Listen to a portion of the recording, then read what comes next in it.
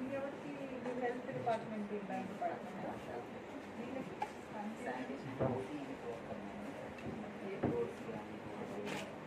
So మీ line department ఏంటి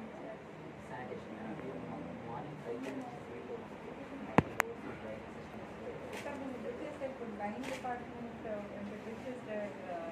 చేసాము. ఇది basically to understand functioning of ward సచివాలయం ఎట్లా జరుగుతుంది, ఇంకా మన మహిళా పోలీస్ ఎవరైతే ఉన్నారో వాళ్ళు వార్డ్ సచివాలయంలో ఏ రకంగా పనిచేస్తున్నారు, ఇంకా వాళ్ళ work environment and work setup ఎట్లా ఉంది అని అటెండ్ చేసుకుంటానికి వాళ్ళ వార్డ్ సచివాలయం విజిట్ చేస్తాం జరిగింది. ఇంకా ఎవరెవరు ఉన్నారు, అసలు what is the composition of the ward సచివాలయం, ఇంకా వీటాస్ ఎలాంటి సర్వీసెస్ ప్రొవైడ్ చేస్తున్నారు, ఇంకా మనం పోలీస్ డిపార్ట్మెంట్ వైపు నుంచి అందరూ ప్రజలకి ఇంకా దగ్గరగా సర్వీసెస్ ప్రొవైడ్ చేస్తానికి వార్డ్ సచివాలయంతో ఎట్లా చేయొచ్చు అనే దానికి విజిట్ చేస్తాం.